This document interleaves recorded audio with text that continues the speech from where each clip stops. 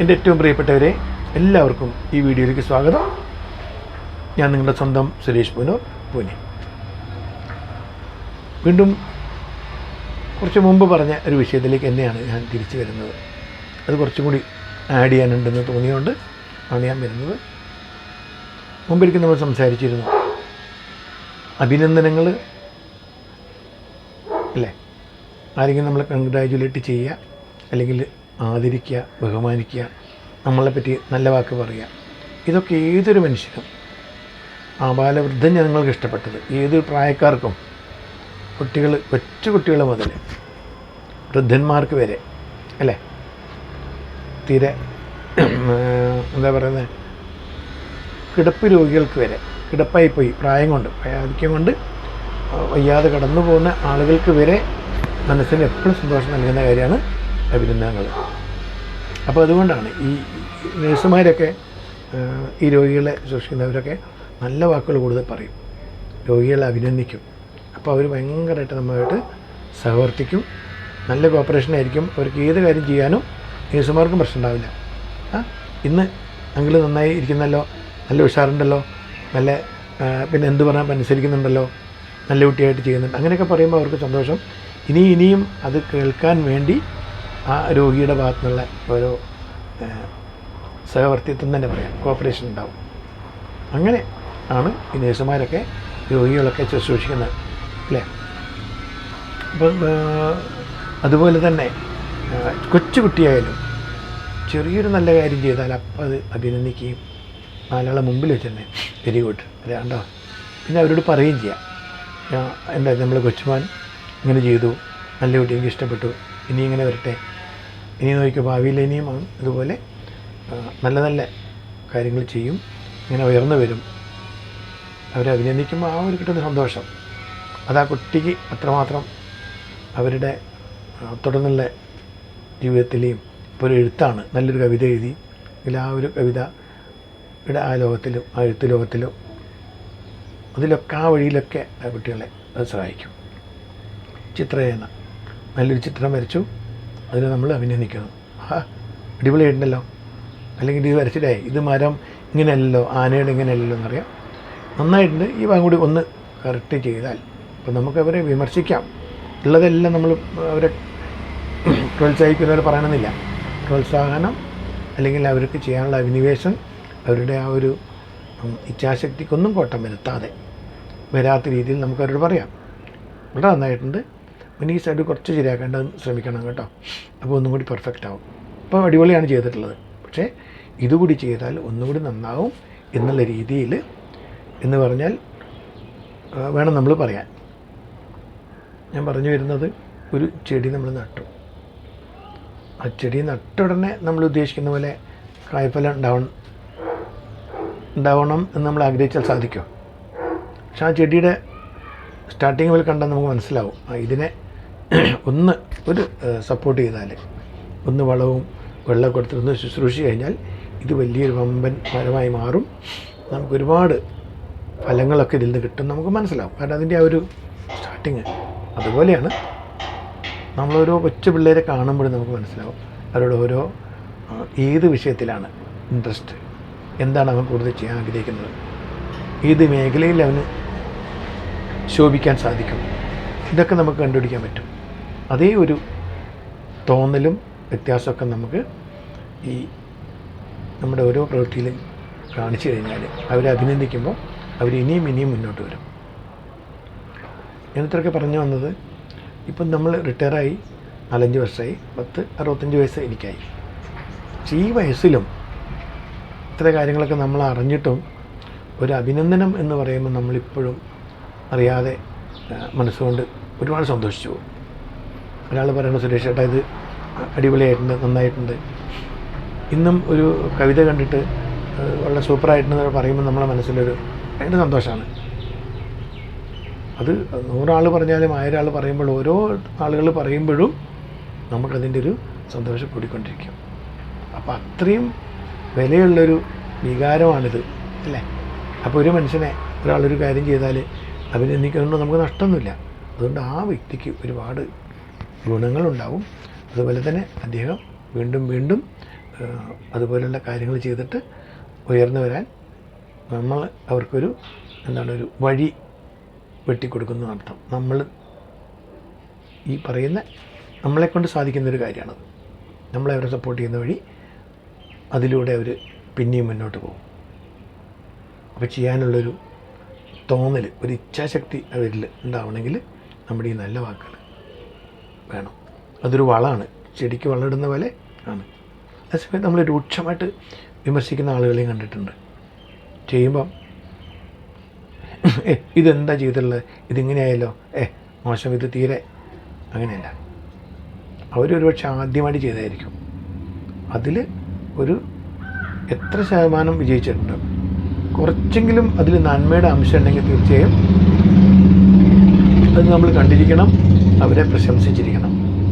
30% 40% ചിലപ്പോൾ 25% അവരത് ചെയ്യാൻ കാണിച്ച ഒരു റെഡിനെസ് ഇല്ലേ, ചെയ്യാനുള്ളൊരു അതിന് പറയുക, അവരെ മനസ്സിലൊരു തോന്നൽ വന്നു ഇത് ചെയ്യണം എന്നുള്ളത് അല്ലേ, അത് ചെയ്യാൻ കാണിച്ച ഒരു സന്നദ്ധതയ്ക്ക് അല്ലേ, ആ ചെയ്യാനുള്ളൊരു സന്നദ്ധത കാണിച്ചതിൻ്റെ പേരിലെങ്കിലും നമ്മളവരെ പ്രശംസിച്ചിരിക്കണം.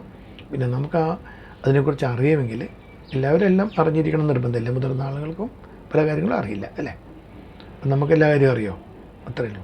അപ്പോൾ അതുപോലെ അറിയുന്നതാണെങ്കിൽ അവർക്ക് പറഞ്ഞു കൊടുക്കാം, അല്ലെങ്കിൽ അറിയുന്നവരായിട്ട് ബന്ധപ്പെടുത്തി കൊടുക്കാം.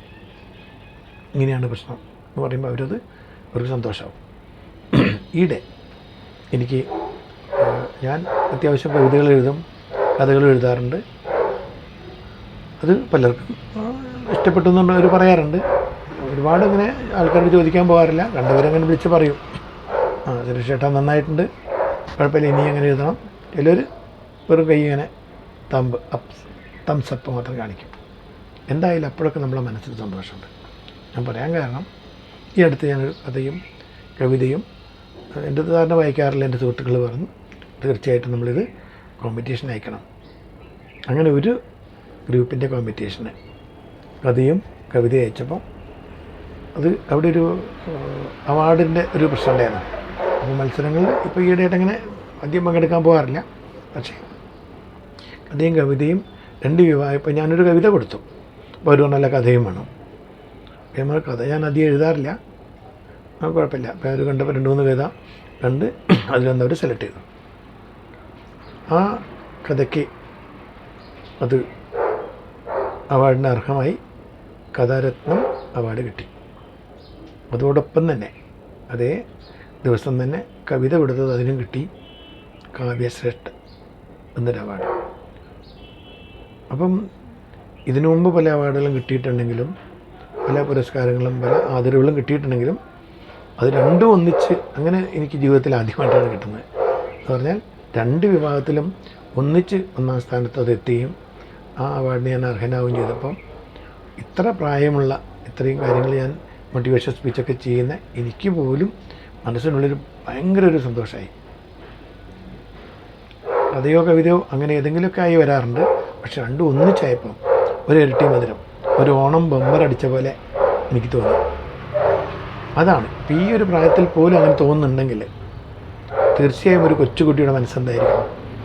അപ്പം ആരെന്ത് നന്മ ചെയ്താലും ആ നന്മയെ പ്രകീർത്തിക്കാൻ, പ്രശംസിക്കാൻ നമ്മൾ വാക്കുകൾക്കൊട്ടും ക്ഷാമം ഇല്ലാത്ത രീതിയിൽ ചെയ്തിരിക്കണം. നല്ല മനസ്സോടുകൂടി തീർച്ചയായും അവരെ കണ്ട് പറഞ്ഞിരിക്കണം. ആ വാക്കുകൾ അതൊക്കെ ഭയങ്കരമായ വ്യത്യാസങ്ങൾ, നമ്മൾ ഉദ്ദേശിക്കാത്ത രീതിയിലുള്ള വ്യത്യാസങ്ങൾ അവരുടെ മനസ്സിന് ഉണ്ടാകും. അപ്പോൾ സുഹൃത്തുക്കളുടെ ഇടയിലായാലും പലപ്പോഴും ഞങ്ങളുടെ സംഗമങ്ങളിലൊക്കെ നമ്മുടെ കവിതകളെ പറ്റിയും കഥകളെ പറ്റിയൊക്കെ പ്രകീർത്തി സംസാരിക്കുന്നവരെ നിൽക്കുമ്പോൾ നമുക്ക് കേൾക്കാൻ വലിയ സന്തോഷമാണ്. അതുപോലെ കൊച്ചു ആദരവുകളൊക്കെ തരാറുണ്ട്. ഈയിടെയും ഇപ്പോൾ ഒരു വലിയൊരു ആദരവ് തന്നെ കിട്ടി. ആ ആദരവിന് വേണ്ടി ഒരു ചടങ്ങ് സംഘടിപ്പിക്കുകയും ആ ചടങ്ങിൽ വെച്ച് എനിക്ക് തരികയും, അത് തന്നതൊക്കെ, ആ അവാർഡ് തന്നതൊക്കെ പ്രമുഖ വ്യക്തികളുടെ സാന്നിധ്യത്തിൽ പ്രമുഖരുടെ കയ്യിൽ നിന്ന് വാങ്ങാൻ സാധിക്കുകയോ ചെയ്തു. അപ്പോൾ അതൊരു നമ്മളെ മനസ്സിൽ ഭയങ്കര സന്തോഷം ഉണ്ടാവും. വളരെ ദിവസങ്ങൾ ഇപ്പോഴും അതിൻ്റെ ത്രില്ല് പോയിട്ടില്ല എന്നുള്ളതാണ്. അപ്പോൾ അങ്ങനെയാണ് സാധാരണ നമ്മളിതൊക്കെ കുറച്ച് കണ്ട് ഇത്രയും പ്രായമുള്ളൊരു മനുഷ്യന് തോന്നുന്നതെങ്കിൽ കുട്ടികൾക്കൊക്കെ പറയാമല്ലോ. അതുകൊണ്ട് ഏതൊരു നല്ല കാര്യം കണ്ടാലും നന്മയുടെ അംശം കണ്ടാൽ അവർ പറയണം. അത് പറയുന്നത് 4 ആളുടെ മുമ്പിൽ വെച്ച് തന്നെ ആയിരിക്കണം പ്രശംസിക്കുന്നത്. പക്ഷെ അവർ തെറ്റ് ചെയ്താൽ 4 ആളുടെ മുമ്പിലാവരുത്. അതെപ്പോഴും ശ്രദ്ധിക്കണം. നമ്മൾ തെറ്റ് ചെയ്താലും ഗുഡ് എന്ന് പറയുന്നത് ശരിയല്ല. അത് അവരുടെ ദോഷമായി ബാധിക്കും, അവരുടെ ഭാവിയൊക്കെ ബാധിക്കും. അപ്പോൾ ഒരു തെറ്റാണ് ചെയ്തതെങ്കിൽ സൈഡിലേക്ക് മാറ്റി നിർത്തി തനിച്ചിരിക്കുന്ന സമയത്ത് മോനെ ഇങ്ങനെ, അല്ലെ മോളെ ഇതിങ്ങനെ പറ്റിയിട്ടുണ്ട്, അത് തിരുത്തണം, അത് ശരിയല്ല എന്ന് പറഞ്ഞവരെ മനസ്സിലാക്കാം. അതവർക്ക് മനസ്സിലാവും. പക്ഷേ ഈ ദോഷ കാര്യം നിങ്ങൾ 10 പേരുടെ മുമ്പിലാണ് പറയുന്നതെങ്കിൽ അവരാകെ ഒരു അഭിമാനക്ഷതം ഏറ്റ ഒരു പ്രത്യേക ഘട്ടത്തിലായിരിക്കും. ഒരിക്കലും അവർക്ക് മനസ്സിലാക്കാൻ പറ്റില്ല എന്ന് മാത്രമല്ല, നിങ്ങളോട് അവർക്ക് ദേഷ്യമാവും, വാശിയാവും. പിന്നീട് അതേ പ്രവൃത്തി വീണ്ടും വീണ്ടും ചെയ്യണം എന്നുള്ള, റിപ്പീറ്റ് ചെയ്യണം എന്നുള്ളൊരു തോന്നലാണ് മനസ്സിൽ വരും. അപ്പം നമുക്കതല്ല വേണ്ടത്, ഒരു തിരുത്തി വരെ വേണ്ടത്.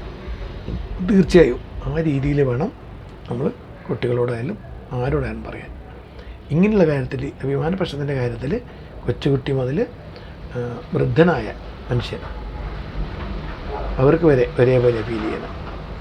പിന്നെ ഒരു പ്രായം കഴിഞ്ഞ് നമ്മൾ വാർദ്ധക്യം ഇങ്ങോട്ട് കൂടി ഇല്ല, സീനിയർ സിറ്റിസൺ എന്നുള്ള ലെവലിലേക്ക് പോകുമ്പോൾ ഒരു കൊച്ചുകുട്ടിയുടെ മനസ്സിനെ ഉണ്ടാവുക. ആ ഒരു നിഷ്കളങ്കത ആ മനസ്സിലുണ്ടാവും. പെട്ടെന്ന് ഫീൽ ചെയ്യുന്നത്, നിഷ്കളങ്കതയ്ക്കൊരു പ്രശ്നമുണ്ട്, പെട്ടെന്ന് ഫീൽ ചെയ്യും. അപ്പോൾ അത് നമുക്ക് തിരിച്ചെടുക്കാൻ പറ്റില്ല. അതുകൊണ്ട് അവരെയൊന്നും വേദനിപ്പിക്കാത്ത രീതിയിൽ പോവുകയാണെങ്കിൽ പറയുന്ന നമ്മൾക്കും കേൾക്കുന്നവർക്കും സുഖം. തിരിച്ച് നിങ്ങൾ ഒരുപാട് അവരെ കുറ്റപ്പെടുത്തി പറഞ്ഞുകൊണ്ട് ആർക്കും ഗുണം കിട്ടാൻ പോകുന്നില്ല. അവർക്കും ഗുണമില്ല, നിങ്ങൾക്കും ഗുണമില്ല. നിങ്ങളുടെ മനസ്സിന് സന്തോഷം, അവരുടെ മനസ്സിന് സന്തോഷം, അതോടൊപ്പം സൗഹൃദം നല്ല രീതിയിൽ മുന്നോട്ട് പോവുകയും ചെയ്യും. ഒന്നുകൂടി കെട്ടുറപ്പുള്ളതായി മാറും ആ സൗഹൃദം. നിങ്ങളുടെ ഒരു വിശ്വാസ്യത, നിങ്ങളുടെ സ്നേഹക്കൂടുതലൊക്കെ അവർക്ക് തോന്നും. അപ്പോൾ അങ്ങനെയുള്ള രീതിയിലാണ് നമ്മുടെ എല്ലാ പ്രവൃത്തികളും എന്നെനിക്ക് പറയാനുള്ളത്. അടുത്ത നല്ലൊരു വിഷയമായിട്ട് അടുത്ത വീഡിയോയിൽ കാണാം. എല്ലാവർക്കും നന്ദി, നമസ്കാരം. Signing off, Suresh Punnur, Pune.